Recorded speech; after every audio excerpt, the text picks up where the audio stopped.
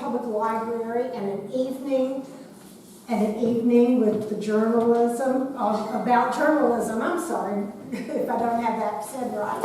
I am Kay Morrow, and we have with us tonight Darlene Price, Steve Crabtree, Bill Estep, and Eugenia Jones. So they are all reporters or have been involved in the news media since, we're going to go back to 1977, right, Steve? Yes, so, okay, so that's the young folks of the group here. So we want to first thank the McCreary County Public Library for the use of the facilities here. Yay! And then also we want to thank the local TV station, MBR-TV. I am so sorry. But they, and also Truth and Politics. So this will be shown live locally, and then also being broadcast in Pulaski County as well as Louisville tomorrow. So we are going to get started this evening, and there is food, so let us say that. If anyone, we have quite a bit of food back there, so please, the ones of you at home that are missing this, you should have been here, because the rest of them are going to be enjoying a good meal as we're visiting and talking and learning about what's taking place in the world of journalism as it started and as it's going to continue to go. So, and I'm going to start off with Steve Crabtree, because as I called him to mind, and I'm going to read you his bio here. He is a retired, award-winning reporter and television news executive whose career began here in Southern Kentucky. In 1977, he was named the news director and anchor at the Somerset's WTLO radio and sister cablecast TV, TV8. In 1981, he started his broadcast television career with Lexington's WKYT-TV as the Southern Kentucky bureau chief. During his tenure, he also anchored weekend newscasts, delivering the highest rated newscasts in Lexington television history that have not been equaled since. In addition, he received acclaim for his hard-hitting investigative reporting of local and state politics in issues spanning 13 counties.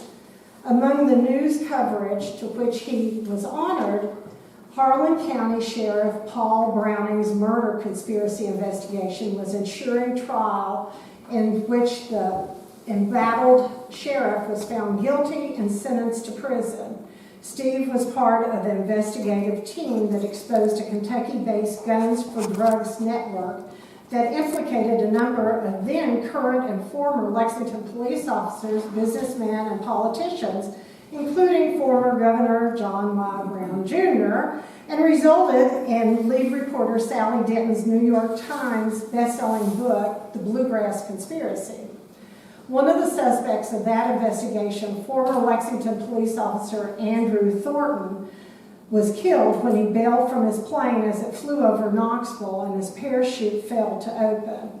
Thornton landed in a Knoxville residence driveway with a duffel bag filled with cocaine still strapped to his body. Thornton's plane crashed in a wooded area with even more cocaine on board. Steve is here because of failed attempts to have him assassinated by a number of individuals, including Kirby Collette, who was convicted of bombing the homes of former Bell County Sheriff Charles Monk Green and the Kentucky State Police officer or detective Dewey Brewer. Collette was also convicted on a number of drugs and illegal alcohol sales exposed as a result of Steve's investigative reporting. Steve was also instrumental in exposing the Middlesboro tannery for illegal dumping of cancer-causing waste into Bell County's Yellow Creek, impacting the water supplies of hundreds of residents who lived along the waterway and relied on well water, some of it fed by the polluted stream. More than 24 citizens developed cancer blamed on the tainted water.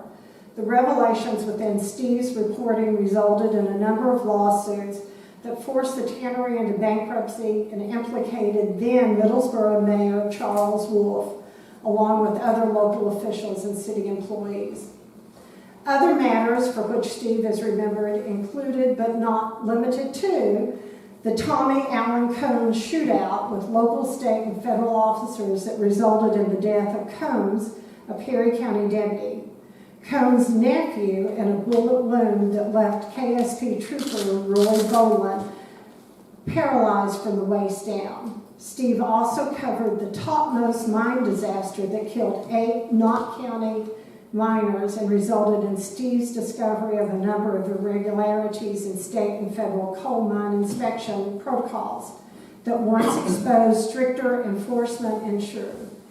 In late 1883, Steve assumed the role of Frankfort Bureau Chief for WKYT. He was known and remembered for his quoting a former lawmaker, I want to know who this is, tough but fair and relentless pursuit of the truth.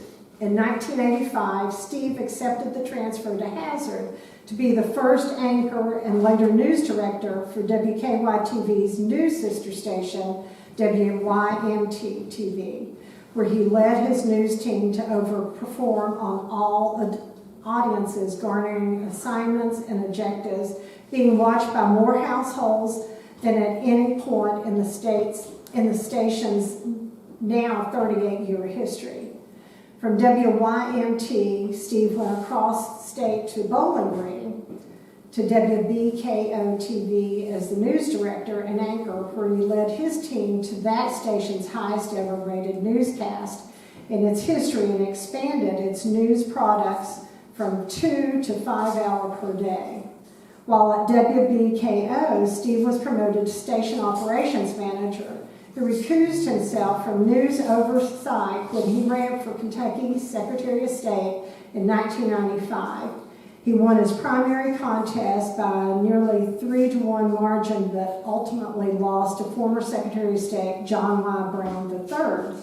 Following the campaign, Steve became news director at WJET-TV, the ABC affiliate in Erie, Pennsylvania, where he expanded news product to achieve the highest number of daily news viewers in the station's history. While in that position, he became renowned for his aggressive embrace of internet technology for dissemination of news, weather, and sports, which he continued in 2000 when he joined another WKYT sister station, WVLT in Knoxville, as Vice President of News and Station Operations.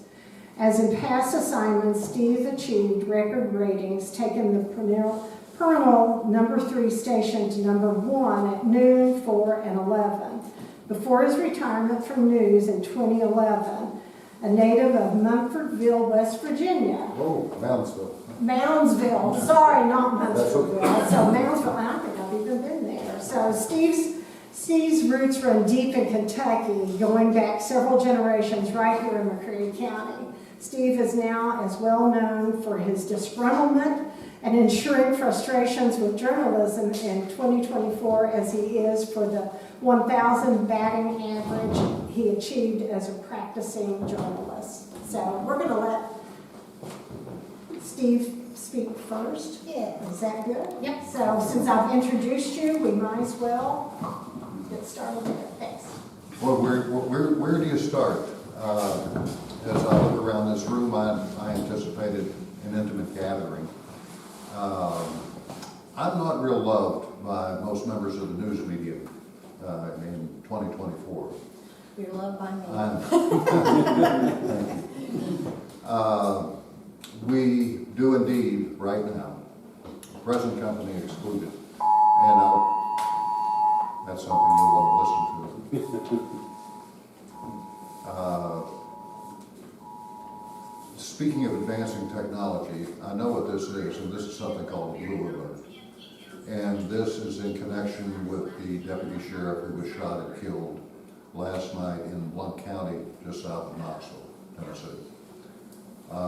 They're still on the hunt for the person. They actually closed schools in Blount County today in search of this individual. He's on endangers, and we have the wonderful, we're blessed with the technology that probably all of us will touch on, that has had various effects on broadcast media. It certainly has impacted print, as Bill can address later.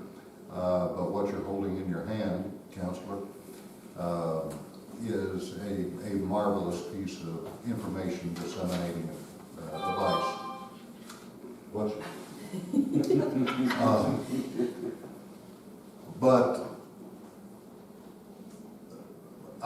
partisan politics aside, today's news media as a whole, at the national level, okay, and we're going to be talking a lot about local news, and to some degree we have always, those of us who started at the local level, and we were going to do a story on a local city council matter or whatever, and a local merchant who advertised on the local media for which you worked would come in with a complaint, and the station manager would come to you, the negotiations or the threats or whatever ensued.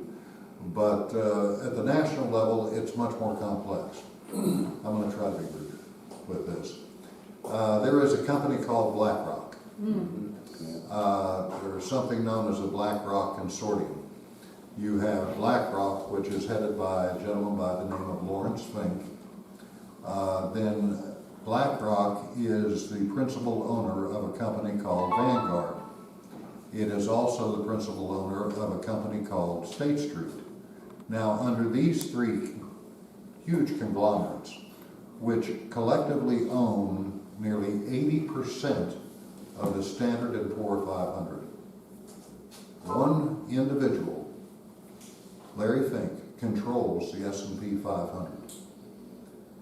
He is also very close and a chief financier of Klaus Schwab and the World Economic Forum, the WEF, who you've probably heard of, the group that is pushing the so-called wokeism and the climate change agenda, and also help create the so-called cancel culture for anybody who disagreed with what was being said at the onset of COVID. Now, speaking of COVID, well, let me finish up one thought as far as broadcast is concerned. I'm sorry. BlackRock, State Street, and Vanguard own the largest number of industrial shares in ABC Television, aka Disney, NBC, and NBC, therefore, CBS, Facebook.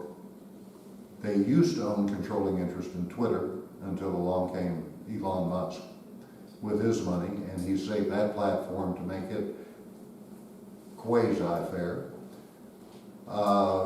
They also owned controlling interest in the two companies that I once worked for. The station in Erie was owned by Nexstar Broadcasting. They owned 9 stations when I worked for them. They now own 167. They own the largest number of industrial shares in publicly traded Nexstar Broadcasting. In Knoxville, well, going forward with their ownership, they also own the largest number of industrial shares in Gray Television, Inc., which owns WKYT in Lexington, WYMT in Hazard, WBKO in Bowling Green, and my other old station, WVLT in Knoxville. Now, if you look at the Knoxville market, WATE is owned by Nexstar. WVLT, my old station, is owned by Gray. And this is where it starts to get local. WBIR, Channel 10 in Knoxville, is owned by Tegna. Guess who owns the largest number of industrial shares in Tegna? BlackRock.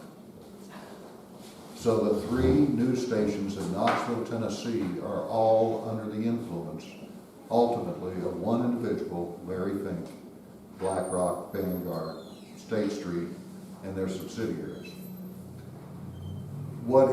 And we've gotten certain people to listen to that starting about 3-4 years ago. My poor wife has to listen to my tirades about this, but what I uncovered and couldn't get anybody to report during COVID is that BlackRock owns controlling interest, has the largest number of industrial shares, let me put it that way, has the largest number of industrial shares in Pfizer, Moderna, and Johnson & Johnson.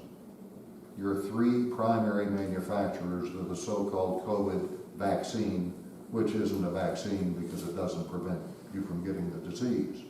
We were later told, after so many went out and got the shot, not me, that it would make it easier on you. It would ease the symptoms if you did contract it. That is not right. That is not right. The news media, therefore, which was, as I just explained, for the most part under the control, and well, the one thing I didn't mention is that with them owning Gray, which is the second largest group owner of television stations in America, and Nexstar, collectively they cover more than 70% of the United States. Nexstar also owns superstation WGN, which has its own network newscast now, and is carried both streaming and on cable from coast to coast in all 50 states. And Canada, come to think of it. So we have a situation where on a daily basis, I watch television, I read the newspaper online. I rarely catch a radio newscast because they're virtually non-existent these days. And I hear lie after lie. In many cases, in fairness, they're lies of omission. For instance, right now they're talking about former President Trump has been in the news because they want to remove him from the ballot for insurrection. And they cite paragraph 3 of the 14th Amendment. Well, if you read that, it says that you can, but you cannot run for president if you have been part of, or whatever, of insurrection. Well, of all these people who demonstrated on January 6th in Washington, D.C., not one of them, not one, has been charged with insurrection. President Trump has not been charged, let alone convicted, of insurrection. Yet people have taken it upon themselves, secretaries of state, to arbitrarily attempt to remove them from the ballots of their respective states. It's politics, it's gamesmanship, and the news media does not do its job in 2024, especially at the national level. I would like to see more on the local level, state level, the regional level. It may end up being our only hope, because with the national news media, they don't point out to you when they say that Colorado is going to remove President Trump from the ballot, or a lawsuit has been filed to remove him from the ballot. They don't say, however, for insurrection. However, he has neither been charged nor convicted with insurrection. So how can you remove somebody according to the 14th Amendment? You can't. That's a key fact that is omitted. Again, it is a sin of omission. It is a lie of omission. It is a lack of critical analysis. It is the failure of the news media to put a story in proper context and perspective. It's a failure to go above the low-hanging fruit on the news tree. It's easy to take a news release from the White House and go with the narrative of the day, which is what is happening right now.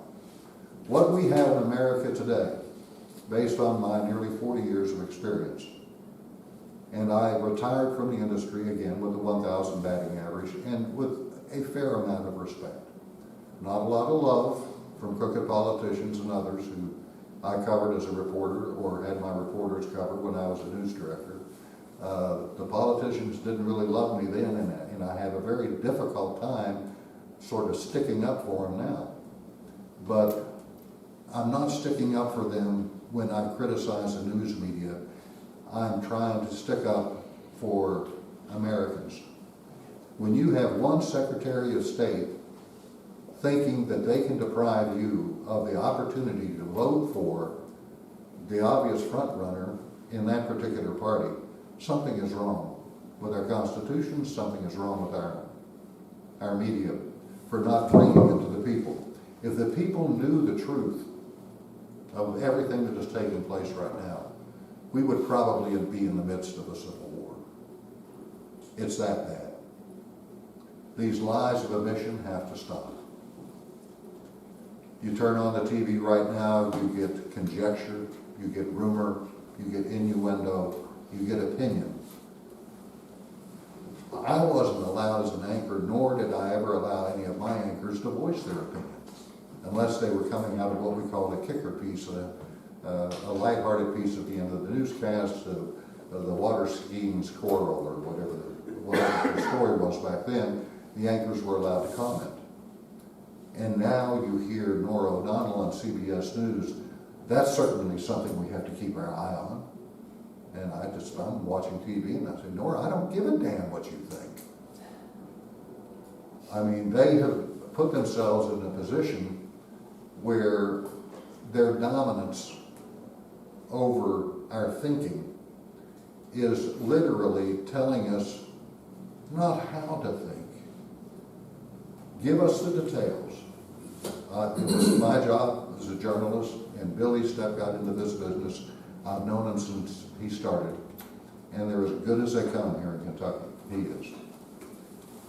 And he learned to tell you everything you needed to know to make up your own mind. What we have going on right now is a monopoly of the news media, basically a state-run media that is having its agenda dictated. And I don't approve of Fox News any more than I approve of MSNBC. Let me point that out. Fox News reports from the right, all these others report from the left. That's not news. That's not journalism.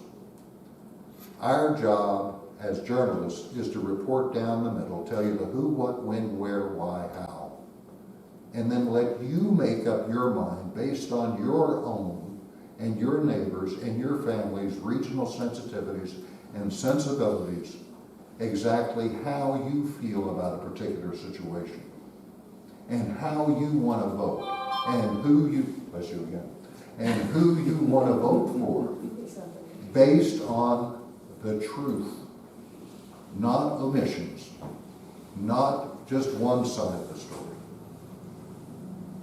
Bill and I, as young reporters, were held to task by our bosses to make sure we got both sides of the story. Right now, I have to watch legacy media, ABC, NBC, CBS, MSNBC, CNN, to get what the left is saying, and then to get the other side of the story, I have to switch over to Fox. It's inconvenient. It's inconsiderate. They're making you dig for the truth. The situation has to, and pardon me for rambling, I'm going to conclude, but it has to end. And when Darlene asked me to come down here, I was thinking, when she told me the topic, and I don't know a whole lot of people wanting to get into journalism these days, and I joked with one fellow, somebody came up to me and said, "What are you doing now, Steve?" I said, "Well, I'm retired." And he said, "What did you do?" And I said, "Well, I spent 25 years in prison for raping 3 nuns." And he said, "Really?" And I said, No. I said, "Actually, I spent my life in journalism." And I said, "But I thought that you would think too little of me if I told you that." So I spent my life in prison for raping 3 nuns. But I left the business with great privilege and left it on a high note. But it is something right now it's going to take in each and every one. As I said, I came down here. I didn't care if there were 1, 2, 3, 4, or 5. Give me 2 people, and I'm going to talk your leg off about this. I'm going to conclude. But what it boils down to is you have to speak up. You have to take control. The news media is dependent upon you for ratings. The news media is dependent upon you to sell newspapers. The news media is dependent upon you to sell advertising, to pay the salaries of Bill. I'm retired. You can't wait for Medicare money. It's great. But please, your voice has to be heard. Call the TV stations when you see something that's not right. Call the newspapers. I don't care if it's locally, no offense. I don't care if it's locally, if it's regional, if it's the Lexington Herald, the Courier Journal, one of our newspapers of record here in the Commonwealth. Whatever it is, speak up, be heard. Let your children know. Let your grandchildren know. Because if we give up the right to free speech, we have given up America. And I'm begging you all to speak up, speak out, get involved. This is the most important election in 2024 that we're going to face in my lifetime, and I'm older than dirt. And speaking of age, I'll acquiesce to the gentleman from Eubank. We are. No, as a matter of fact, I'm calling.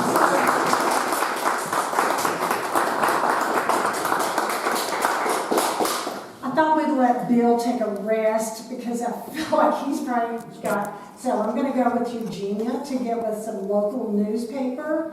So, because just to have, well, you know, you are the local, Yes. you're the one right here. So let me just give you a little background in case you don't know. This is Eugenia Jones, and she is a 27-year educator. So she spent 27 years as a teacher, principal, 14 years of those was as a school administrator. She bubbled into writing features and photos for The Voice, and you also spun some of the tapes up at the local radio station too, right? I remember this one. So, okay, but she has been writing features and doing photos for The Voice for about 6 months after she retired in 2010. And since then, she has been the editor for a year and a half for the McCreary Voice. And now being a news reporter was a childhood dream of hers. She said that she had the love of children's books, and I remember that. So, but her favorite book was The Nosy Bear Cub Reporter that she loved as a youngster. She's a firm believer in local journalism and the importance of the local print media, focused on informing, educating, and caring about our community while preserving its history. So, Eugenia, I'm going to let you kind of take us away from big politics and media down to the local, because that is just as important. It definitely. Microphone, because. Can you all hear me without? No, You no, don't, no, you you gotta gotta have hear a on microphone. Facebook, you gotta have a It microphone. has to have it to be done. All right. I definitely feel like local journalism is crucial for a lot of different reasons. As Kay said, at our newspaper, we want to inform our community by giving them the news and the current events of what's going on, whether it be at the courthouse, the sheriff's office, or in the library. We want to educate by doing features and providing helpful information on health, environment, all different types of topics. And we want to do it in a way that shows that we're part of the local community, that we really care about the community. And that guides us a lot of times in our writing because we know what's important to the people here in McCreary County. And at the same time, we're preserving the history of the county, a record for the future, that future generations can go back and see what was happening in McCreary County in 2023, 24, and on. I think local journalism has a little bit of advantage sometimes over state journalism, national journalism. No offense, but sometimes I think people want to maybe call a state television outfit, state newspaper, and they will come in and they'll cover the news. But a lot of times they're here for a very short time, in and out, when they're covering something. And your local reporters, your local editors, your local newspaper, your local TV, and your local radio station, they're here. They know the backstory usually. And they're going to be here when everybody else leaves. So they're going to spend more time digging in, finding all of the facts behind the story, and they're also going to be here later for follow-up. So I think that's really important for people to remember, when you're looking at the news, especially at the local level. A lot of times you get more details, you get more information, and in a way it's more reliable because the people reporting it know the whole ball of wax, and they want to give that to you. Of course, with local journalism, there's a lot of competition now with social media, Facebook. It's hard, especially when you're a weekly newspaper, to get the news out first, okay? Because it's on Facebook like that.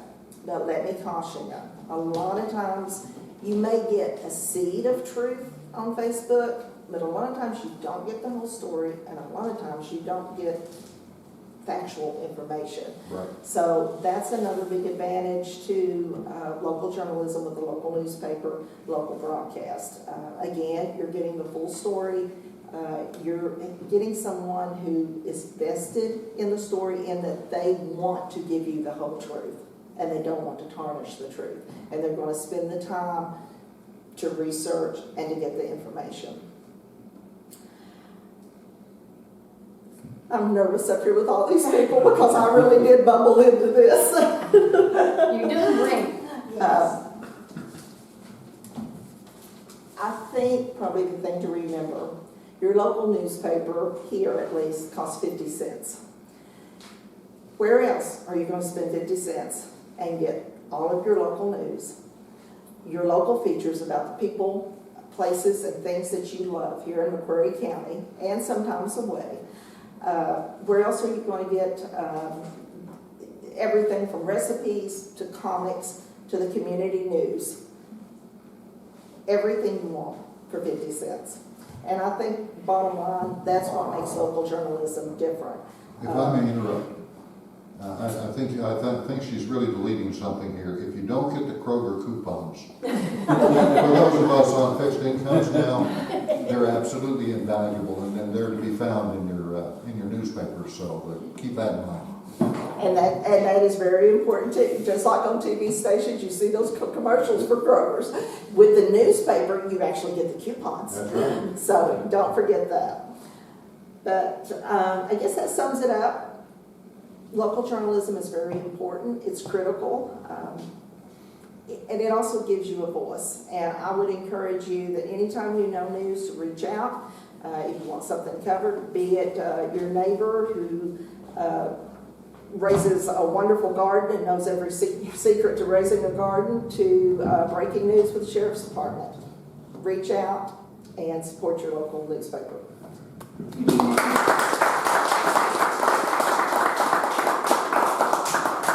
The one thing, Eugenia, if you want to mention the ownership of the local newspaper, so if you want to do that. Yes, we have, we've moved actually in the last 2 years. We have undergone 3 different ownerships.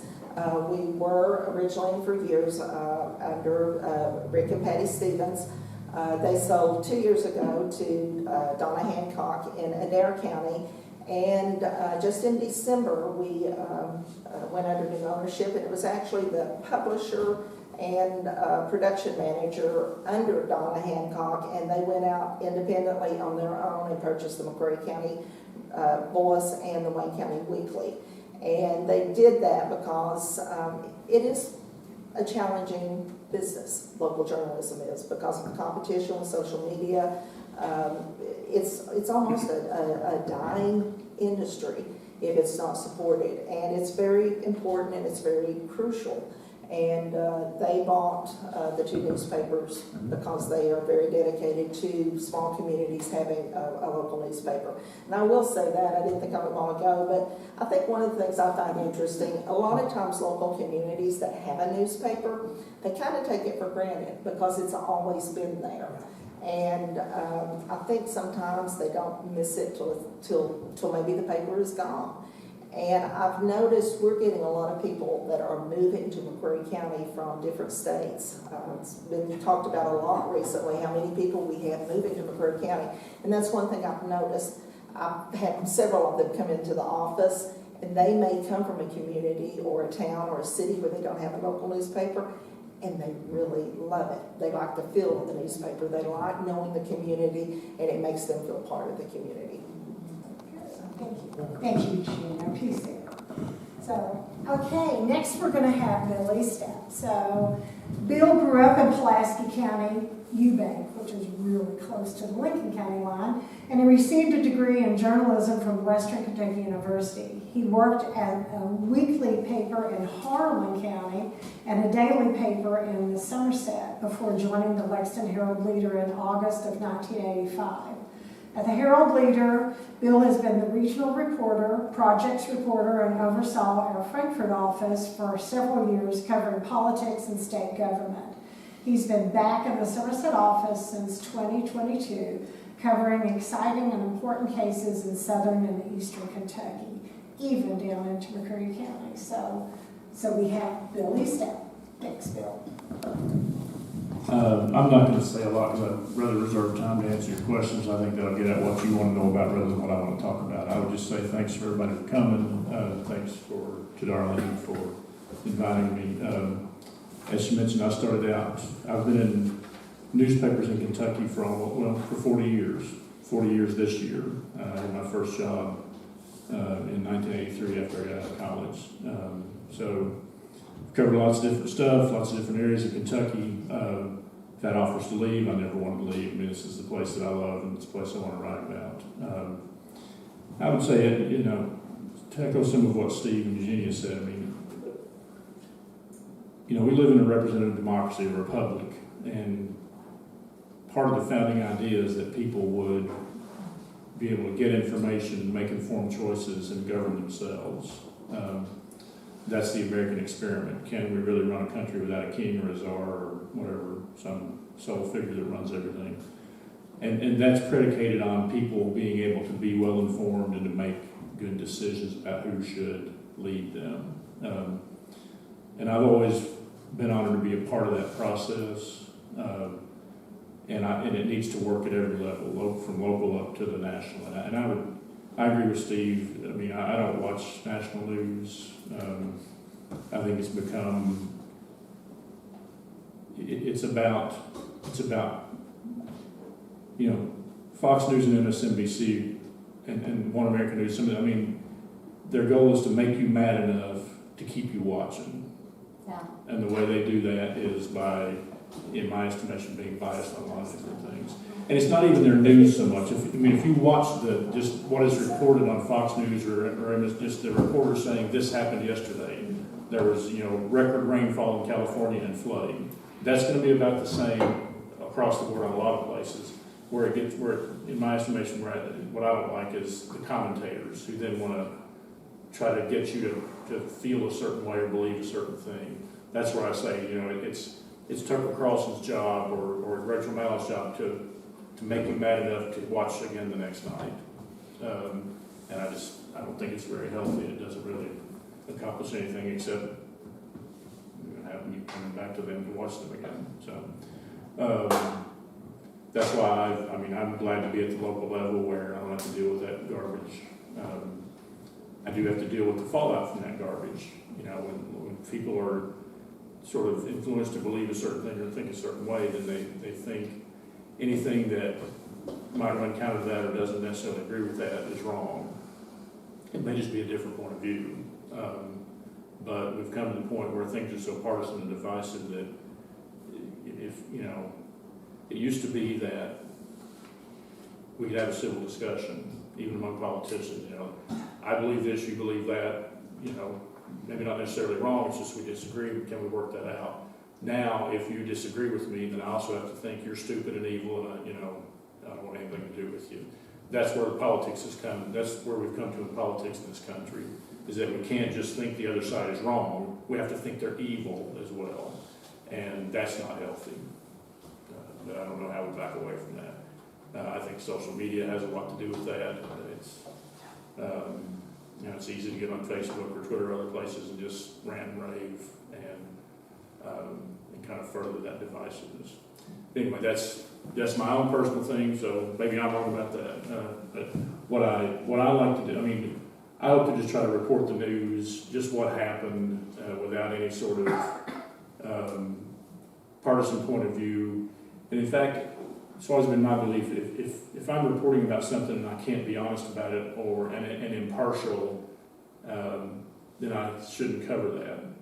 If, for instance, if I'm called on to do a story about abortion in the legislature, but I have such strong feelings that I can't, and I understand a lot of people have very strong feelings about abortion, but if I can't be fair both to the different points of view about that, if I'm so pro or against that I can't be fair about it, then I shouldn't be covering that.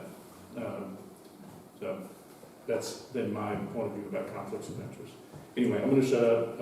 I'd rather answer your questions than rattle on, so thanks. Thank you.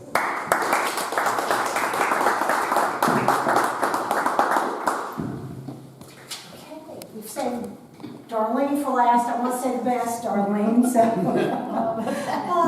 Darlene Price has over 40 years of education, training, and experience as a criminal investigator. So that's a whole different way of looking at reporting and the journalism. For both prosecution and defense, Darlene has a bachelor's degree in criminal justice and criminology, a master's degree in secondary education, and a Juris Doctorate from Taft Law School.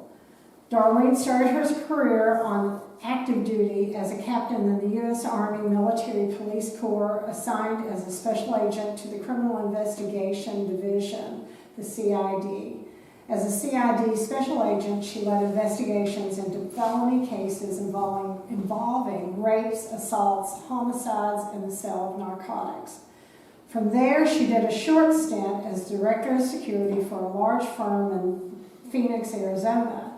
Then she was recruited as a special agent with the Department of Treasury, assigned to several multi-agencies, counter-smuggling, and money laundering task forces in Los Angeles and Southern California.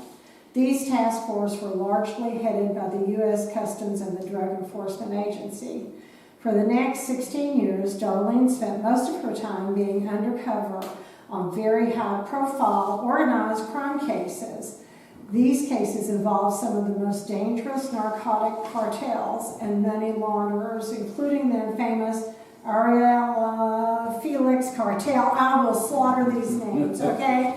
I'll warn that now. The Sinaloa Beltran family, the Coloma cartel, and the Cali cartel, and the famous Guadalajara cartel. Darlene also ran her own high-profile counter-smuggling operations, including Operation Right Rail. This operation was where Darlene and her team exposed high-level corruption within the U.S. Customs Service. This corruption involved managers facilitating the smuggling of 25 to 40 tons of narcotics into the U.S. Viva the Railroad tanker cars. This case was the center point of her book entitled Bordergate, The Story of the Government Doesn't Want You to Read. Darlene became a national security whistleblower regarding this issue and has given live testimony before our U.S. Congress on 2 separate occasions. After Darlene left the federal government, she became a criminal defense investigator for defense attorneys here in Kentucky and abroad. She has worked as the lead investigator on 3 murder cases and numerous felony narcotic cases. Darlene also became the producer and host of the news program Truth or Politics for the past 13 years. Darlene and her team have exposed waste, fraud, abuse of the public trust, and corruption in numerous police officers and public officials right here in Kentucky. Darlene is currently working on her next book entitled When No One's Watching. One of the issues exposed in this book is now a documentary on YouTube entitled Lake Cumberland, What Really Lies Beneath. And in 2023, Darlene once again gave live testimony via Zoom before our U.S. Congress regarding this issue. So I'm giving you Darlene Price. Thank you, Darlene. Thank you, Kay. First, I want to plug the library. I just want to say for folks who have never been to this library, I've traveled the world, I've traveled all over the United States, and for a small rural community, we have one of the best libraries in the United States, I'm telling you. What Holly and these guys do here is amazing. They have programs, folks, from everything from some amazing kids reading programs that are very successful, to Dolly Parton, to yoga. I mean, this place is not just a library, it's become a community center is what it is. And, you know, and Kay was the starter of all this. And I just want to, I think they deserve a round of applause. And I thank them them for having us doing, and here's another program that, that we're doing here, live on television and everything. So, if you've not been to this library, you need to come by and see what's going on here. It's just, every day she's posted. I can't keep up with you. I try to keep up with her and post everything that's going on, but I know I miss stuff. But I just think it's amazing that we have this here, and this is an asset that we need to keep. And I just want to echo too, I believe in print news. I think print news is important, and I appreciate what these folks have done and what Eugenia does, every week. That's hard. Folks, that is really hard. We do a couple of shows a month, and I think what we do is really hard. But I'm telling you, what Bill and Eugenia, what this man has done is amazing work. And that's the word, the 4-letter word, work. If you're going to be a real journalist, you have to do the work. And I just want to say that I appreciate what they do, and I do believe in print news, and we need to support print news. Now, what Truth or Politics did 13 years ago, we started an experiment, and I'm sure poor Michael Mann and some of my other team members that help me with Truth or Politics are like, oh yeah, God. Because I put them through it, folks, I'm telling you. We decided, actually I was requested by Steve Hall, my hero. Steve Hall of NBR-TV said, hey, I want you to come and do a news program. And here's what we're going to do. We're going to do something different. We're not going to sell ads. So nobody can tell me, hey, I'm going to take this ad away unless you tell her she can't report on anything. He said, I'm going to turn you loose, and I trust you and your team, and you just go after it. And I'm sure there are days that Steve Hall, who was falsely arrested on one occasion on a political BS thing. I mean, we've been through it. We've been threatened, followed, you name it, we've had it done to us. One of my team members here tonight, as soon as we started an investigation up in Pulaski County, he got called, that night, and told him he was under investigation. So I'm just telling you, the type of news that we decided to do is a little bit different. We exposed waste, fraud, abuse of the public trust, and corruption, and we've been doing that for 13 years.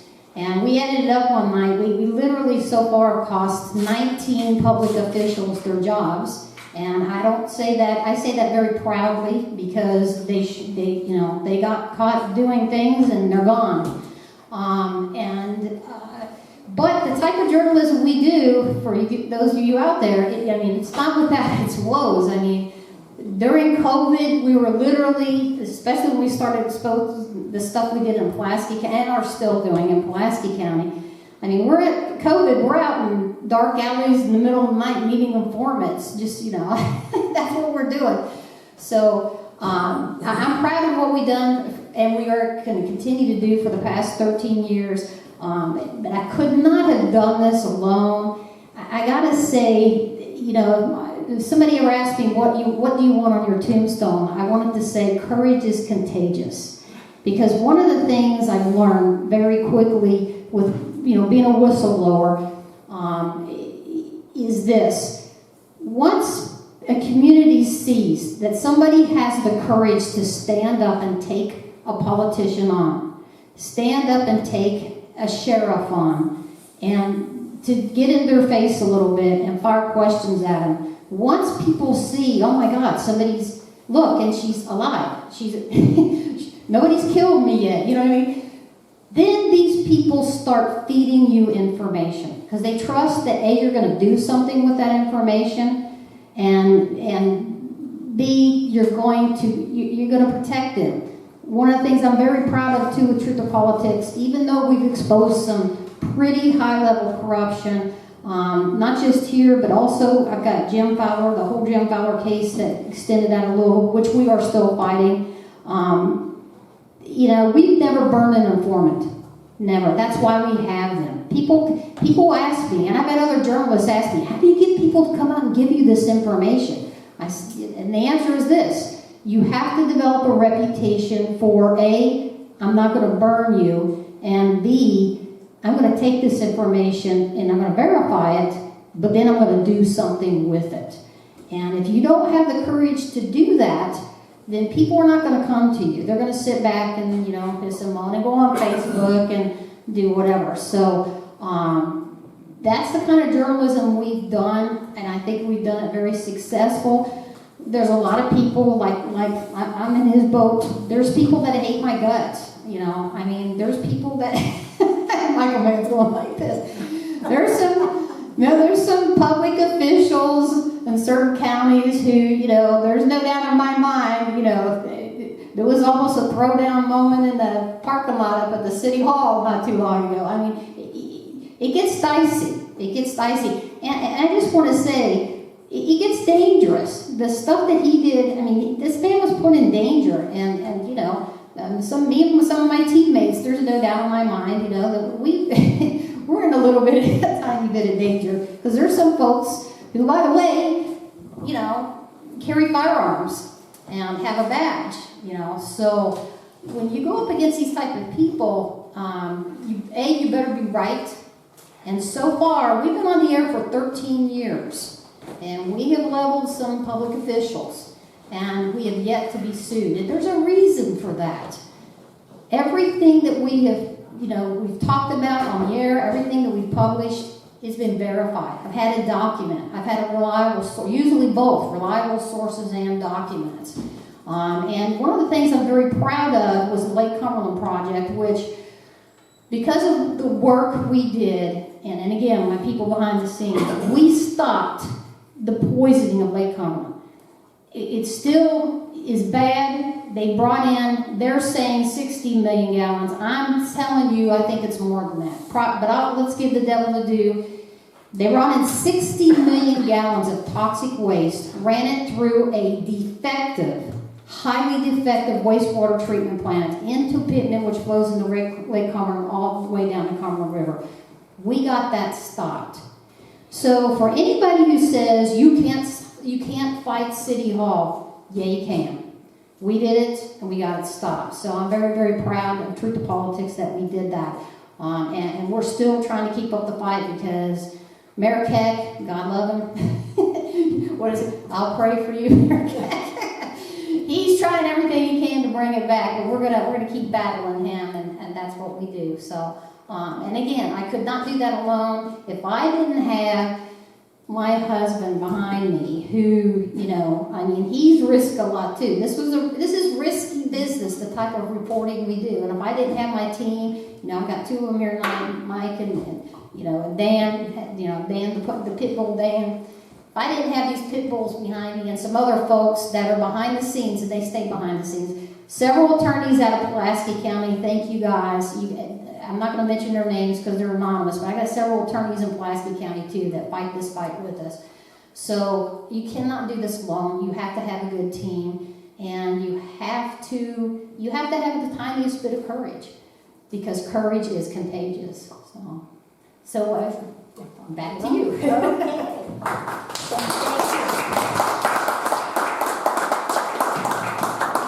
Sometime we may have to talk about all these cases that you've worked on, so that's interesting. Okay, we're going to open this up for questions, so if anyone wants to start this out, so be happy to have you. I'll ask a question. I'll make a statement first. With journalism, I remember from high school. Wait, let everybody hear it. Those microphones, I got 100. Will they go? Oh my gosh, I could go all over. Well, if I start singing. Okay, go ahead. That would end the show. But I remember when I was in high school, the history teacher, we were discussing Russia and some of those countries, and we said, don't they have news over there? Or someone asked it, one of the brighter kids. And so he said, yeah, they got news over there, and it's propaganda, but the Russian people have learned how to pick out what's the truth, and they know how to identify propaganda. And I've been thinking for the last several years, at the national level, that's what we've got. It's just propaganda. Whichever station you want to go to, that's all we're hearing is propaganda, and we're learning how to pick it out. If I watch Fox and they start talking about the poor oil companies who need these subsidies to really do the exploration, I know that's propaganda, and I have to tune it out. But there's other things I like about it. And when I turn to CNN, some of their social stuff on there, I tune it out because it's just propaganda. And that's a sad state of affairs that we've now become what we were learning back about communist countries back when I was a kid in high school. So with that said, does anyone know, I know that Darlene's show is I think, a tool in it, and I know our local newspapers, state newspapers, are tools in uncovering the stuff that's going on in our government. But, you know, does anyone have an idea of how we can combat that other than these, or how we can make these things stronger, that we can get people to start focusing on this stuff that's ripping this country apart? And I believe it literally is. And I think if the local newspapers were doing what the news on the national level is doing, neighbors would be shooting each other. Oh, yeah. Because, you know, they would take it, they would be so livid at some of the stuff that, you know, that they use to divide us. Do you guys have any ideas of how we can combat that and try to get some sanity back so that we're not a divided country? Go ahead.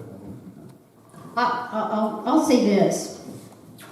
Media in the United States back 20, 30 years ago was not bought off. You had laws in place where foreign ownership, a foreign company could not own media in the United States. Now they can. You had conflicts of interest laws. You had the Sherman antitrust kind of laws where politicians had to behave, and you know, it was harder to buy a politician, and it was harder for politicians to buy news. All of these laws have been eroded, and that's at the state level as well. So it goes back to your legislature, your state legislature, and to your federal legislature. Here's the problem, and it goes right back to the voters.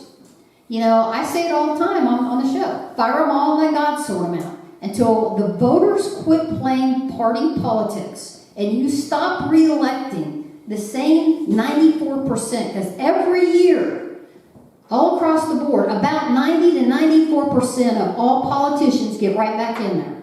That goes back to the voters. You know, you keep voting the Mitch McConnells, the Nancy Pelosi's. You keep voting for the same people to get in there, and then you sit back and say, oh, well, everything's going to hell. Well, gee, I wonder why. These politicians are not going to do things like vote in term limits, which we need. They're not, because then they're voting themselves out. They're not going to vote in legislation and laws that stop the bribery of Congress, that stop these foreign ownership of our news, and stop, you know, the corporate, you know, we talk about the military-industrial complex. Well, we have the news-industrial complex, where these corporations, just what he said, a handful of them are owning the news, and they're swaying it to the left and to the right. We need laws to go back to what it used to be. And the only way you're going to get those laws is to fire all the politicians that are in there right now at the state and federal level. Quit playing party politics. If they're in there now, fire them. And that's my answer. Okay, Bill, you were gonna. Well, I guess, Mr. Price, the short answer is there's not a short answer, and there's not an easy answer. You know, and Darlene's talked about term limits, all those things. I mean, one reason that we have problems in politics is because of gerrymandering. I mean, you know, legislators set things up to perpetuate themselves. It's hard to combat that. I'm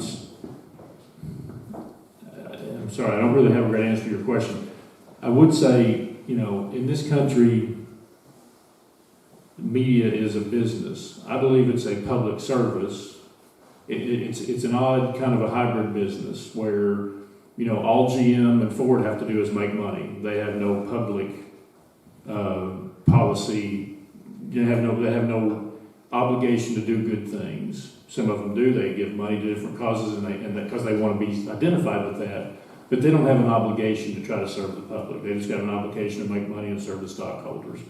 news, the media is a different animal in my estimation. It has a public service obligation because of the First Amendment. We're given a lot of freedom to do our jobs.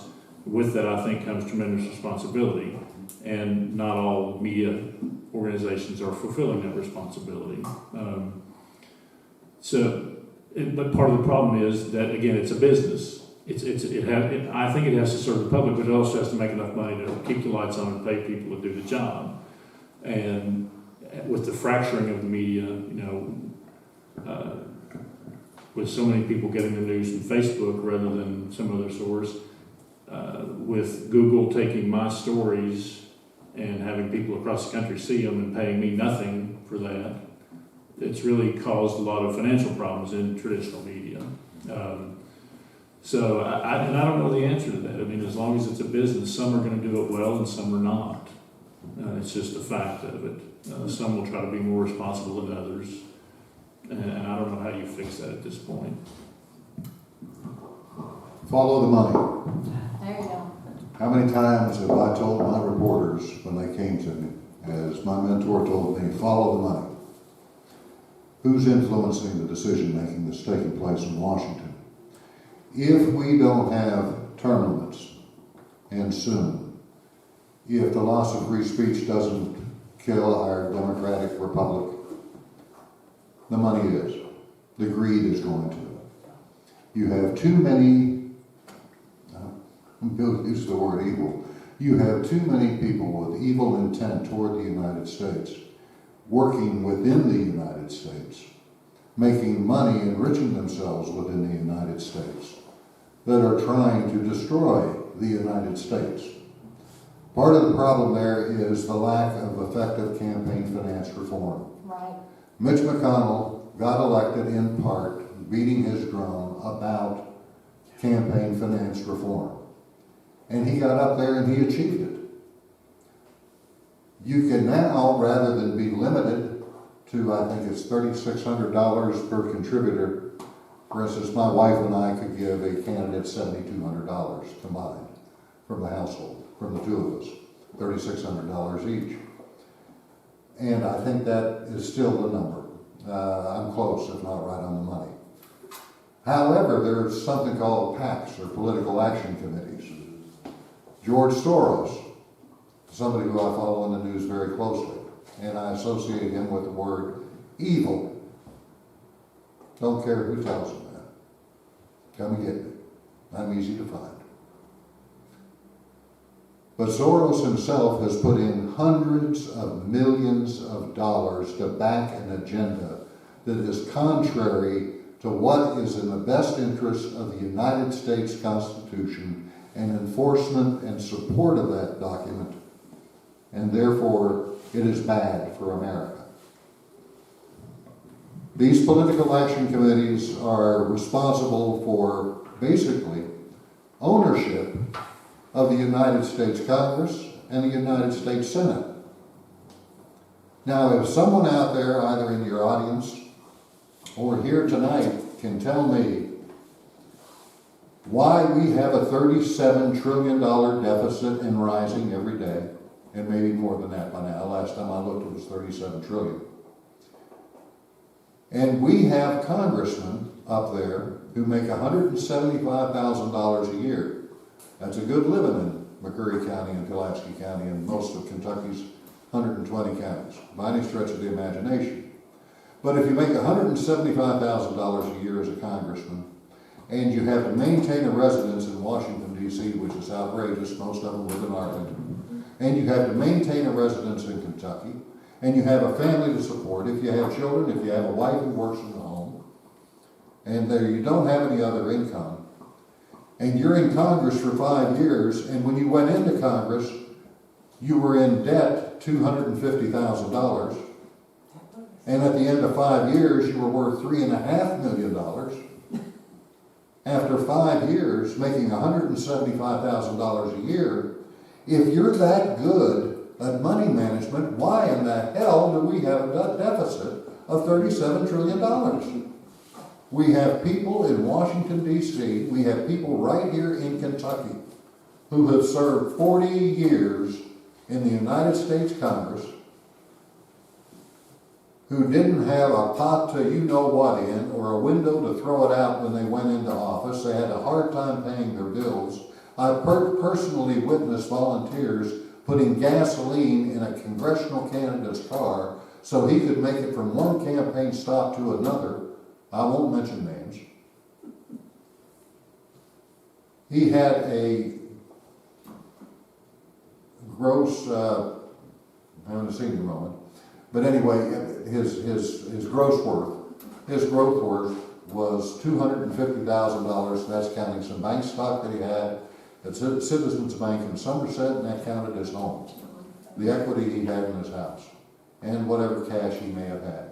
$250,000. 5 years later, he's a multi-millionaire, and he did it on $175,000 a year, and he went on to chair the House Appropriations Committee. How in the world can that happen?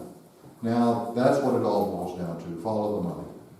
We have to decrease the influence of money by special interests here at home, and we especially have to decrease the impact that hostile foreign interests like China are having on our lawmakers and foreign countries by siphoning their money through American shell corporations. And I won't get into Burisma. I won't bring up the Hunter Biden stuff. We'll be hearing enough about that on the news. But you don't have to go all the way to the White House if you want to find corruption. Drive 40 miles north from where we sit right now. I would just say, in addition to that, I want to be clear. I mean, when you're talking about the corrosive effect of money in politics, which is really what you're getting at, and Steve mentions George Soros, the Koch brothers have put in dollar for dollar to match him on the other side. Yeah. That's the problem with our politics, and it's not just the money that's recorded. It's the dark money. It's money that's given through, giant rivers of money that nobody ever is responsible for, that never has to be reported, that we can't know. Did George Soros or the Koch brothers put this in, or some other special interest? That's, to me, one of the big problems in politics right now. And I would also mention, Steve mentions the deficit. That deficit has gone up under every administration, Republican, Democrat. Trump added 10 million. Biden's going to add 12 million, whoever. Obama had, I got to jump in here just one quick second. And we don't want to make a debate out of this, obviously. But you have to look at the $10 trillion that was added to the deficit during Donald Trump's 4 years. That was amid the COVID crisis. Operation Warp Speed had to be funded. The United States economy was tanking. The president left it up to the individual governors as to whether or not to close their states. Florida left theirs open. Kentucky closed down. If you want to really find some corruption, look for where that COVID money ended up being spent. I mean, it was actually the wasted. deficit that went up under Obama was because the economy crashed after the housing thing. I mean, there's a crisis in every administration. We're going to continue to add to the deficit because somebody always wants something. Congress's main job ought to be to figure out how to fund the government efficiently, and they seem unable to do that. I'm not picking on Trump. The deficit goes up under every administration because everybody's always trying to do something. They always have priorities that they want to try to serve, but at some point you have to get that under control. Agreed. I have a question, Bill, with the newspaper business, especially Lexington Herald being a regional. The paper gets thinner every time I pick it up. So are we looking at the end of the Lexington Herald? This is kind of I depend on it. It's a little bit above my pay grade, but I would tell you they would love for you to not get a paper at all. Okay. It would save a tremendous amount of money if it was online only. And a lot of newspapers have already gone to that. And that's what will happen with every newspaper ultimately. The day will come, whether it's 20 years from now or 50, where even at the level of the McCreary County Record, from the McCreary County, or the Voice rather, I'm sorry, up to I'm old. The record's gone, so yeah. Well, that's my senior moment. I mean, Yes. the day will come when Yes. everybody will read it on that. There won't be a paper. And that's part of the problem that the newspaper industry is in right now. We're kind of caught in the middle of serving both of those markets. Right now, you like the paper. I do too. My daughter, who's 20, never looks at a paper, even though she grew up in a newspaper household. So that's the transition. Ultimately, everything will be online. There won't be a paper newspaper anymore. And that's why you're seeing that with the Herald Leader. The cost of newsprint is the second biggest cost in any newspaper. And so you scale that back while you're trying to deal with this changing economic situation. But I do have to throw this in. As a former educator, believed in technology, definitely. But I always said we went a little bit too far. And after I retired, several years, I couldn't help but get on Facebook. The research came out, and I was right. A lot of kids comprehend better when they're reading in print and not on a screen, not online. So I think sometimes maybe we don't do enough with kids. We don't share newspapers with them. We don't share, the physical book with them. And, that's something that we need to do more of. Because there's just something about the feel, and there is research that print helps people comprehend and understand things better. And going back to the question that you asked, I really want to brag on him saying that journalism is a public service. I think that's where I was coming from when I said that we care about the community. We want to inform and we want to educate while caring about the community, because that's important to us. And I think to change things at a national level, again, it falls back to the local level. Because nothing is going to change nationally, nothing is going to change at the state level until local people care enough to get in there and make that change happen. And the good thing about, I think, with local journalism, a lot of times we don't, as readers or even as the writers or reporters, we don't realize that we're actually covering national news here in McCreary County. Homelessness is a national problem. We went out and we found a McCreary County young man who was living under a tarp alongside the railroad. We went back under his tarp, we took pictures, and we shared his story. That's a national problem, and it's a problem here, and it's a problem that we wanted to bring out because it needs to be addressed. Prison reform, national problem. It was on 60 Minutes, I think last week or the week before. Okay, we've just finished doing articles about prison and prison reform and issues with the national prison here in McCreary County. Environmental concerns, national problems. We've done features on endangered species here in McCreary County and why they are important and why they're critical to the environment. Again, that's a national problem, but it's here at home. So that's another reason that local journalism is so important, because it doesn't just stop at the local level. It's learning and becoming more informed at the local level that can ultimately make change at the state and national level. And as Tip O'Neill said, politics is all local. So, and that was way back then with Tip O'Neill. That was one of the things we always talked about in the legislative committee, was that you need to take it local, then move it on up. So You mentioned Tip O'Neill. How many of us can remember when Tip O'Neill, there have never been two politicians in Washington more polar opposite in their ideologies than Ronald Reagan and Tip O'Neill. Those two old Irish gentlemen would get together over a couple of beers, and they would gather around the touchstone of common good. And they would do what was right for America. And work stuff out. They would work it out. But again, it was around the touchstone of common good. yeah.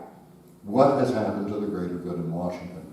I think our biggest problem in America today is that we have so many smart people. Look at the technology that they've mastered. Raising my children who are in their 30s now, I watched them. I would marvel at how they would manipulate the electronics and how they had to show me how to use this thing, and its grandfather and great-grandfather before that. But we have so many smart people that are ignorant. Now, there's a difference between being smart and ignorant. Because the news media is doing such an abysmal job right now, and has been for a number of years, we have an electorate that is misinformed, underinformed. I had to write those down. Misinformed, underinformed. Which glasses on? The shame of having to put my glasses on. Underinformed, misinformed, and uninformed, of course. Because if you don't, now, let me turn the clocks back 40 years, 30 years, and I'm speaking to a Rotary Club in Laurel County in London, the London Rotary Club. I'm explaining to them what a disservice they're doing to their children by not conditioning their children to read the London News Sentinel Echo. What a disservice they're doing to their children by not turning radio news on when they're traveling around in the car. What a disservice they're doing to their children by letting them turn on Nickelodeon at 6 o'clock rather than the local newscast. What a disservice they're doing to their children by not allowing that local newscast not to flow into the national news at 6:30. We had to raise our children intellectually aware of the world in which we live, and at that we en masse have been an epic fail. We have not put proper emphasis on reading. We have not put proper emphasis on the importance of informing, of being informed.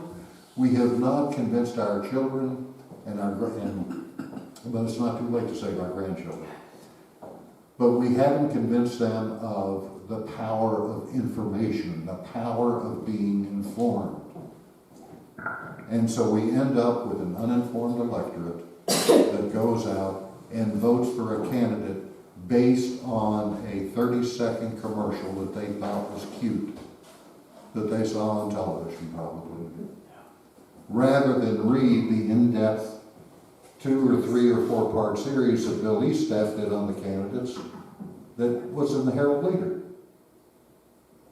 that talked about the issues and where they stood on everything, and not just abortion, where they stood on economic development. We keep talking about economic development in McCreary County. You do down here. We do up in Pulaski County. In Pulaski County, we have an absolute epidemic of heroin, cocaine, crack, methamphetamine. We are not going to attract the jobs that we need to build the economy and where my home is in Pulaski County, and it's not going to happen in McCreary County until you can produce a workforce that is capable of withstanding and passing a random drug test. And until we rid southern and southeastern Kentucky of the drugs that are poisoning not just our children, I'm talking about people way into adulthood, we're not going to make the necessary changes. All of this happens by voting for right people who go in representative of good, wholesome values, the McCreary County values that I was raised on,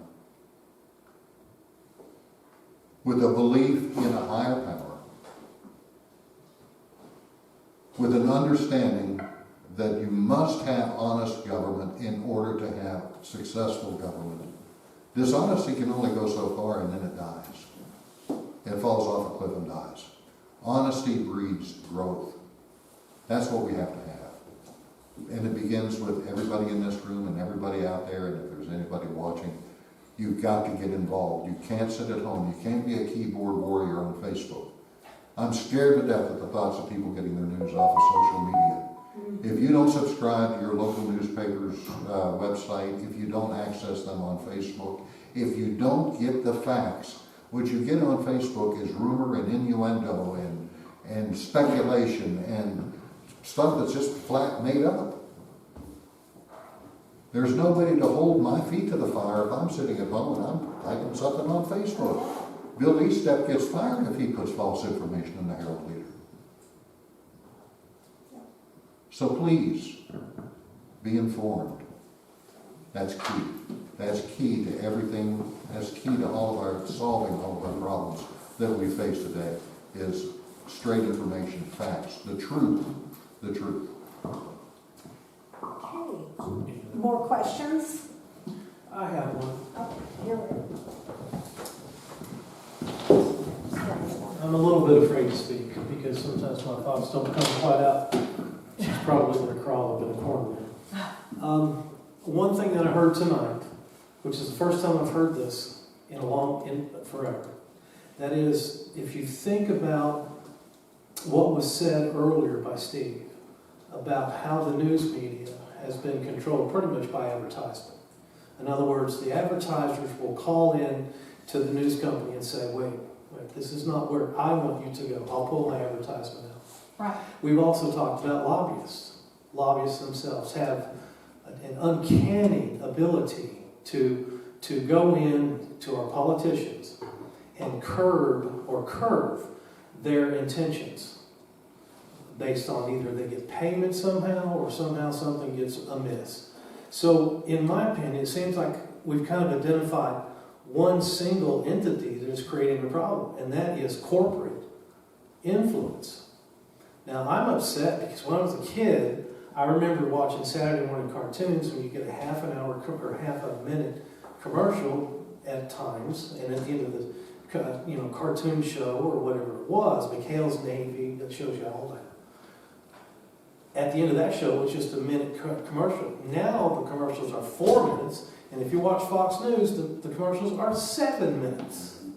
I quit watching Fox News because of that. I quit watching the History Channel because of how loud that they would actually broadcast all of the commercials themselves. So it seems to me like tonight is the first time I've ever heard anyone say that we have a problem with the media because it's the fault of the money.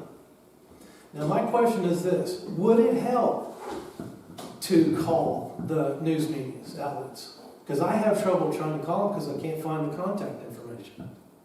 Call me. Would it help to do what? I'm sorry. To be able to contact news media, news organizations and say, why are you reporting on this? Why are you speculating on this? Where are the facts? Or where are the 5, who, what, when, where, and how? Where's that? Which I heard Steve mention tonight, which is great. So is it that is it the evil that we have? Is it pervasive because of the company? Is the greed because of corporations? That was my question.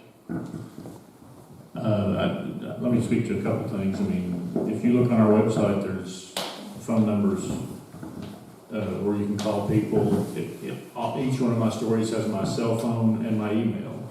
I get 10 calls every day from somebody who said, I got your email off the bottom of your story. They have a story they want to tell me about. Frankly, there's a lot of them. I get so many story ideas, I can't get to all of them. I'm based in Somerset. I cover about 20 counties out of there. We have another reporter further east that probably has 15 counties. So there's a lot going on there. You can't physically do all those stories. But I mean, you can contact us. Right. I saw that piece that he was talking about with the politicians that you wrote, and I didn't need to contact you at all. Here's the question. Let's say ABC has an unbelievable type of a report, and you can't contact them. Right. You're talking about national ABC? Yeah, you can't contact them. No, Now, it's getting to that point with Knoxville. Like, we get all the Knoxville news because we're so close to them, and, that's just what it is. So it's hard to even contact those companies down there. Well, you can contact them, their local station, because I've been on different TV websites. They have ways you can contact them there. But yeah, if you're talking about a story on national ABC news that gets aired on your local station, then no, there's not any way to get that. So my real question is, what could we do? Should we contact them? Should we protest? See, I'm all for protest. I mean, that's me. I don't care about anybody else. But Where were you on January 6th? Ask me where I was in January 9th. That was in Frankfurt. Well, if you were, Do you remember the guy that got the zip tie in Frankfurt? No. I was there that day. if you're talking about trying to react to a national story that's on the Knoxville station, you could contact the Knoxville station and say, you guys aired this national story, I think it was wrong, or here, whatever. You can have some feedback through that, but I mean, in terms of contacting national ABC or CBS or Fox, that's right. I've never tried to do it. I imagine it's very difficult to do. It's almost impossible to contact. The statewide news finally, after a year of, we had 50 to 100 people showing up, 50 to 100 people showing up at the city council meeting on the leachate thing, this is for an example.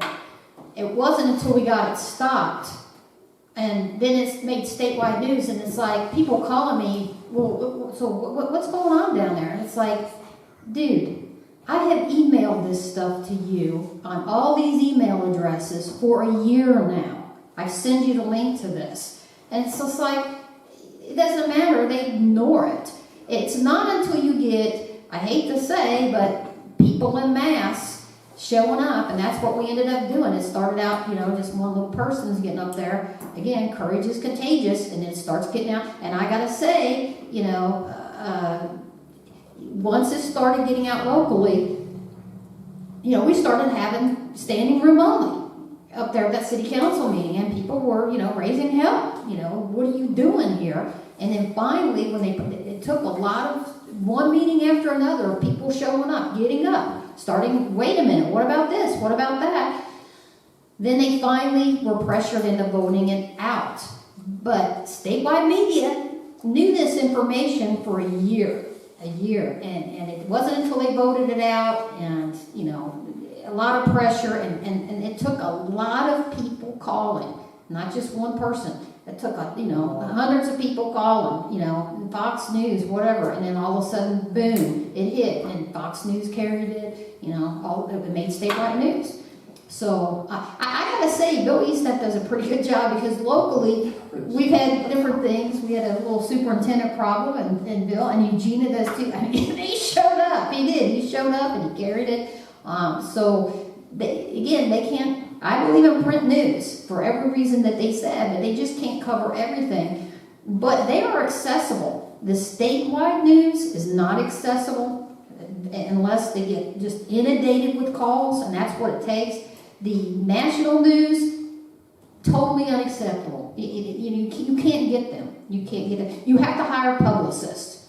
You do. You have to hire a publicist. The only reason, back when I was a whistleblower and my book came out, I was on a lot of national news interviews and stuff, is because I testified before Congress, and you had CNN and all those people there. Well, after the jaw-dropping testimony of myself and other federal agents, all of a sudden it's like, oh, what happened?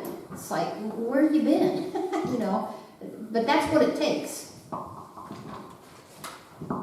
If I could just dovetail on this, there's a huge difference, and not everyone realizes this, and I don't mean to insult the intelligence of anybody here if you already know this, but the FCC has little to no regulation over cable news. Okay, the FCC, Federal Communications Commission, oversees over-the-air broadcast television stations. If they've got an antenna and they broadcast from that, or if it's the networks, for instance, we all remember the Janet Jackson issue during the Super Bowl performance, and CBS was fined $500,000 because she had a costume failure.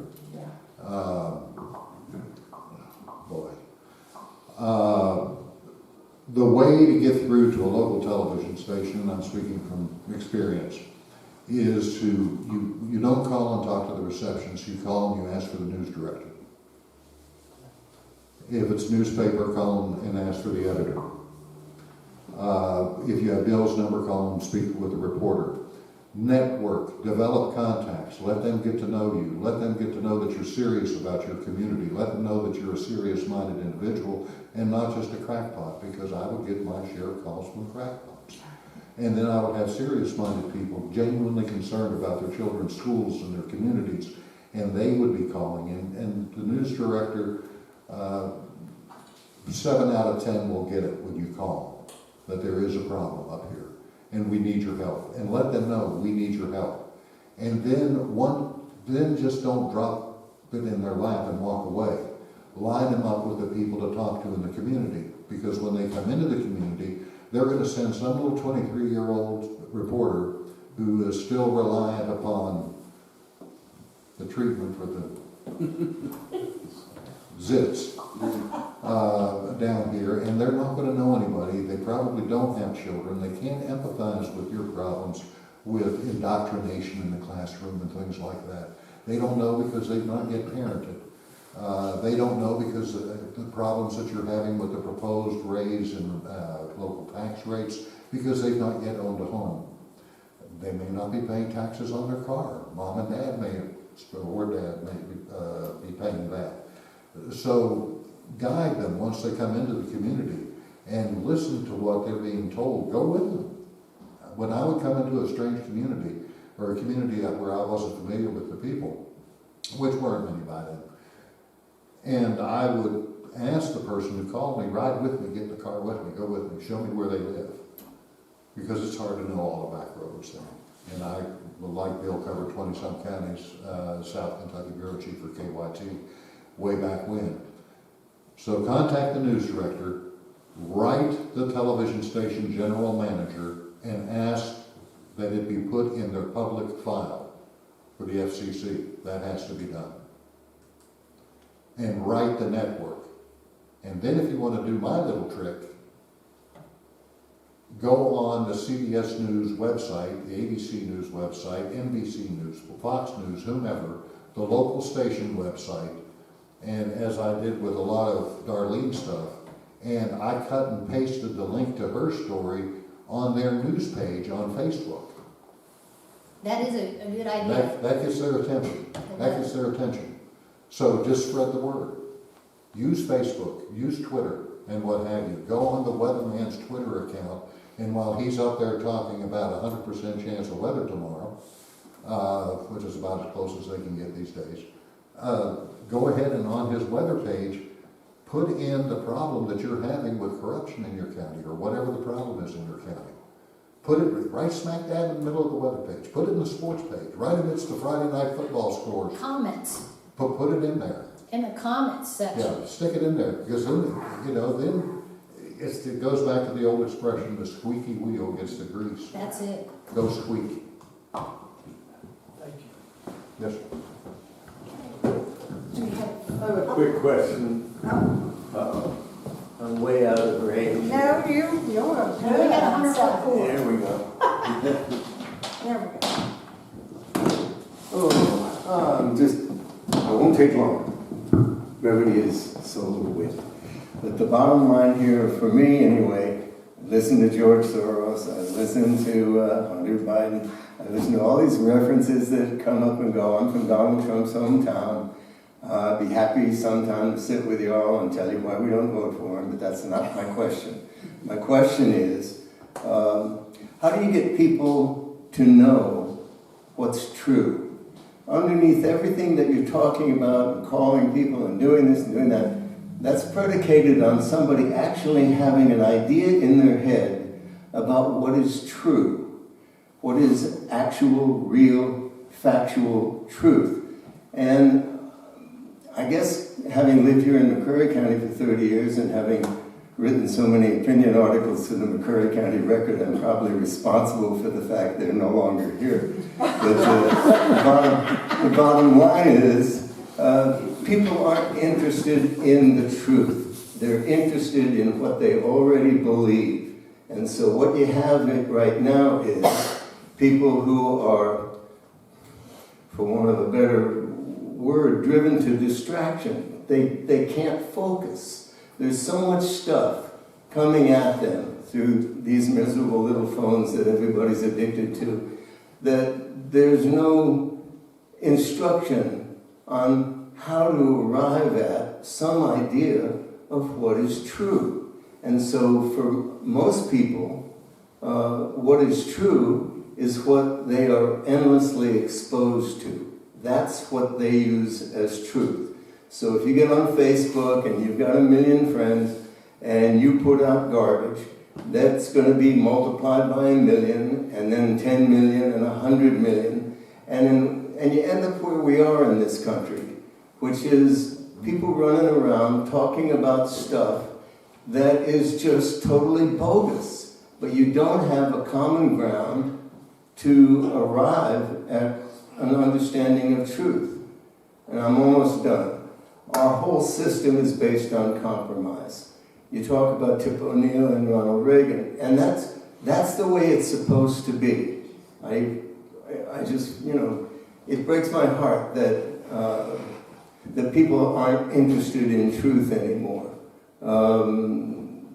You can't run a country where you've got the Speaker of the House as an example who says that the election was rigged and that Biden didn't really win and Trump really won. This guy's in line to be president of the United States, and he is out there saying over and over again things that I know are not true. It's not true. The other side had 60 shots in court to show that the election was rigged. They lost every single time.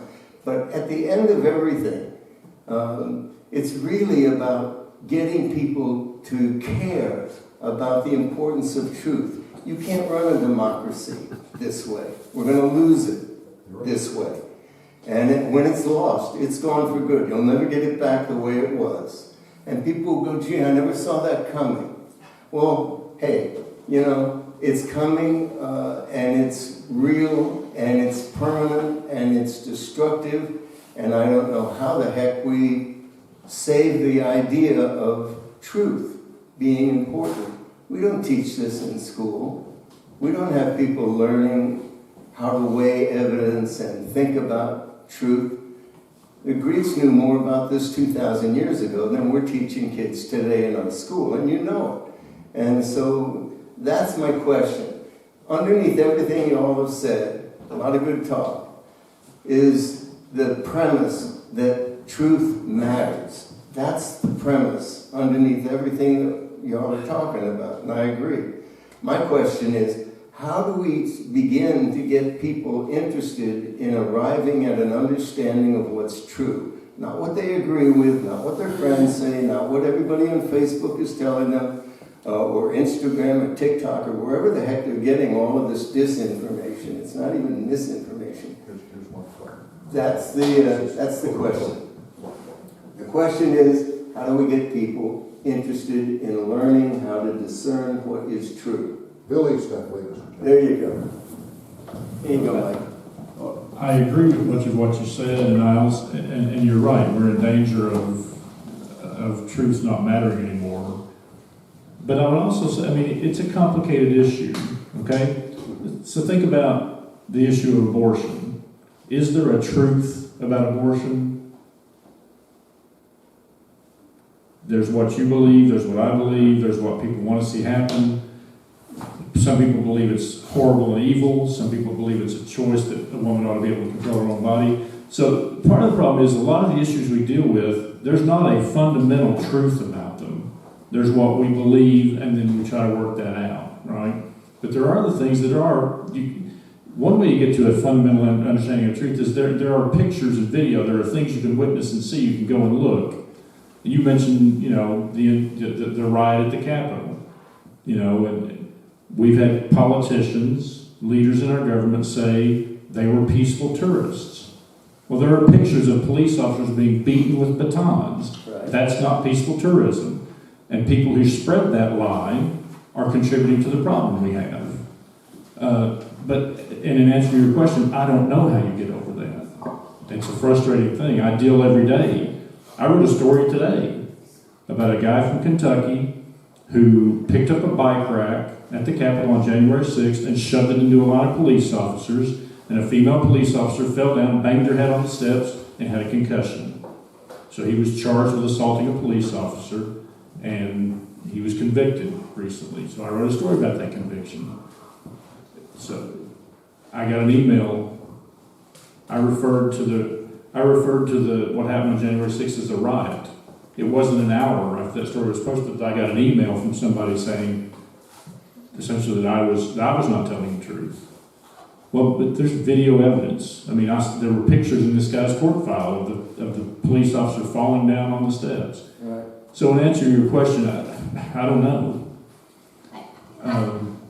I think at some level. one of the things he does very well, and Eugenia and these guys do very well, and I try to do, one of the things we've lost, especially at the national level and the state level, is what's called investigative reporting. Okay, You are not an investigative journalist if you don't do the first word, investigate. And what I see a lot of is talking heads and people that do not follow the story. You have to follow it. You know, I got dogged big time when we did Lake Cumberland, What Really Lies Beneath, which is on YouTube. Please go watch it. I got dogged big time because it's too long. It's too long. It's too long. Well, when you're making an incredible accusation, you have to have incredible proof. And that's what we put on, incredible proof, because that was a big accusation. To say a mayor and his cronies are basically poisoning a river, that's a big accusation. So we posted literally hundreds of documents showing that, and then showed up and faced off with him. And you know, we didn't have to right out call him a liar, but, you know, call him on his BS. That's called investigative reporting. That's how you get facts. There's not a lot of that going on anymore at the state and federal level. That is a problem I see. You have a lot of talking heads, and you don't have a whole lot of investigative reporting. And that's what we need to bring back. And I don't have an answer of how you do that, you know. Well, it's very easy. It's to raise the standards. The only way the standards of the media that serve the people are going to be raised is if the people who support the media, the readers and the viewers, demand change. Yes. And you write the letter to the editor, you write the letter to the general manager of the station, you write the letter to the news director, and you say, if you don't start getting serious about news, if you don't start covering my county, if you don't start covering the governor, if you don't start asking the tough questions and leaving me in the dark, I'm going to stop watching it. I'm going to start writing your advertisers. And then I hate boycotts. I hate boycotts with a passion. But if all else fails, that's when you say, we're going to boycott you. And I will lead a boycott in my county. We're just going to boycott your station paper or whatever. But getting back to your question, it goes back to what I was saying a little while ago. God bless you, first off, for writing those letters to the editor. Democracy is not a spectator sport. Right. True. You cannot thrive in a democracy unless you participate. And when you see 15% of the registered voters, not the people who are eligible to register to vote, but 14% of people who are registered to vote, and 86%, 83% couldn't find the time to vote. That's the problem. Okay, we're taking democracy for granted, and look where it's gotten us today. That is ultimately what has gotten us where we are. And Bill's paper and your local paper can go out and do incredible news coverage. But if a tree falls in the forest and no one is there to hear it, does it make a sound? That's what I was saying a few moments ago. If we don't teach our children to inform themselves, to read the news, to watch the news, analyze the news, teach them about critical analysis, they're not going to be informed, we're not going to be informed. We're just going to be repeating this mistake over and over again. We're going to be that fly against the glass that just keeps hitting the glass, bouncing off the glass, back and forth, back and forth, back and forth. And nobody supports local media more than I do, or is more in favor of it. And nobody has been moaning the degradation of it, and it's all about money, folks. You know, I won't ask for a raise of hands, but I can't tell you the number of times I've gone into a Foreign Lions Club, Rotary Club, Chamber of Commerce, asked them to raise their hands and say, how many of you subscribe to your local paper? And you see 4 or 5 names go up. And what's funny is when I would do it in Somerset, I would see a couple of car dealers that advertise in the Commonwealth Journal, and Oscar, God rest his soul, he didn't raise his hand up. He didn't subscribe to the paper that he paid a lot of money for advertising. What in the world? And as far as convincing somebody what is truth, you have to come at the reader, the viewer, the news consumer with incontrovertible proof of what the truth is. And a 21-year-old or a 22-year-old out of college with a 30-year-old news director, isn't going to be able to generate and dig and investigate and produce that truth for you. So you demand better as a consumer. You have to demand it. You got to make a lot of noise. You got to get your city and county officials behind it, your chamber of commerce, your Lions clubs, whatever. Get everyone behind it. Again, the squeaky wheel will get greased. I've seen it happen. I've had to grease a lot of wheels. In 26 years as a TV news director. Thanks, Steve. One other thing I would mention, and I don't want to be so bleak about this. Maybe it's the end of a hard week. You say, how do we get to the truth? I mean, one thing I think we have tried to do a better job of, and that we can do a better job of with online stuff, is actually linking to original documents. When I do a story and it references a report or a document, we can actually link to those things now, so that you can go behind that. If you don't believe me, you can go behind that and read the actual document. So we're trying to do more of that. But again, that gets back to somebody being willing to accept that. We have to get to some definition of what is true. And there are folks who, because of their partisanship on the left and the right, won't accept some of the stories that I write because it doesn't match what they believe. And even when you present that evidence, it's not going to be enough. So how you get those folks back, I have no idea. If I did, I'd start that newspaper or that broadcast or whatever and try to figure. Yeah, I mean, you're right. We've got to get to some. Couldn't it be in school? Couldn't we begin in school? Well, I don't think. Kids Yeah. how the country came about, why we have 3 branches of government, what role compromise played in 1789. Couldn't we begin to get kids interested in the idea that they have a responsibility in a democracy, that if you're in Putin's Russia, you don't have that responsibility, but if you live here, you do. When was the last time you went to a school board meeting? Oh gosh, probably 3 months ago. Good for you. Well, what you're getting at, though, is, and I agree with, is what we used to call civics. Yeah, we took civics, social studies. And I agree that ought to be part of a good education for a kid. The problem, though, is that, schools have sort of they've been asked to get kids college and career ready in STEM. We place a lot of emphasis on those sorts of things, and we don't place much emphasis on citizenship. And I don't know, maybe Eugenia could speak. I've never been in education. I know that when my daughter was, I'm an old dad. I was 43 when my daughter was born, so I very recently had a high school kid, and they taught some history classes, but there was no class at Pulaski County High School that I would consider civics, education, and government. So where are they going to learn what their responsibility My daughter learned it is? at home, but that's because I was interested in that. But most don't, and you're right, that's a problem. That'd be a very basic way we could start back. Okay, we have one more question.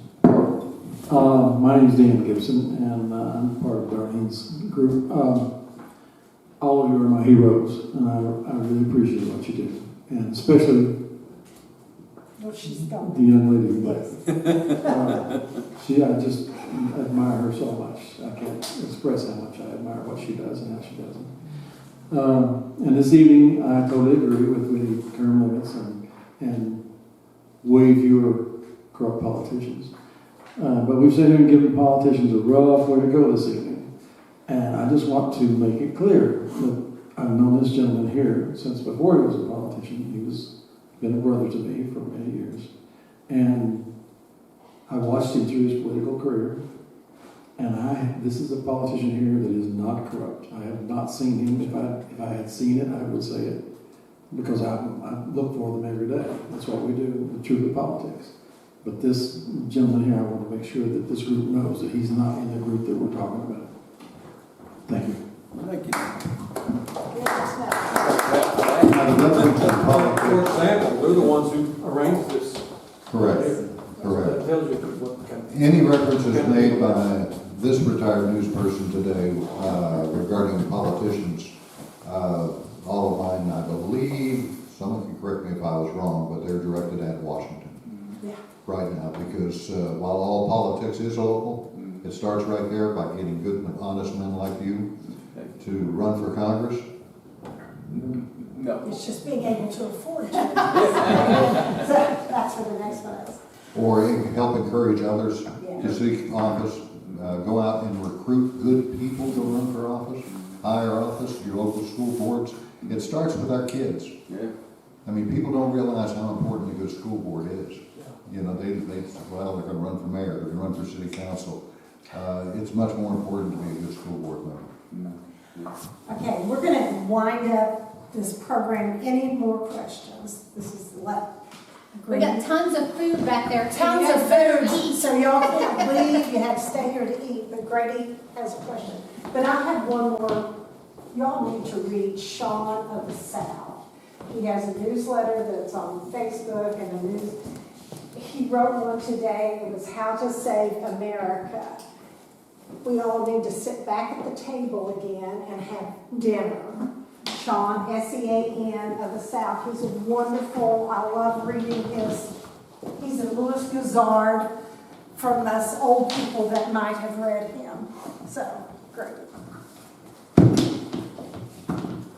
I don't really have a question, I just have a general comment, and it's for Mr. Estep. About 6 or 7 years ago, I think you did an article on bookmobiles in Kentucky. You kind of profiled the McCreary County Local Library bookmobile in particular.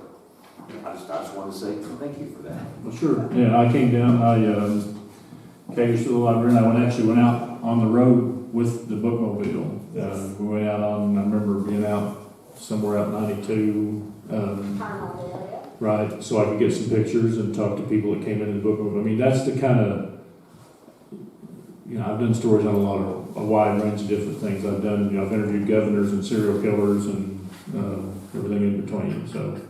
And the serial killer had really good manners. Seemed like a really nice guy. But that's what I like to do. I mean, as I said, I've had opportunities to leave here, but this is the place where I grew up. It's a place that I love. I don't want to cover Atlanta or Dallas or any of those places. Couldn't care less. So, thank you. Thank you. He also did an article about the library and the community health issue.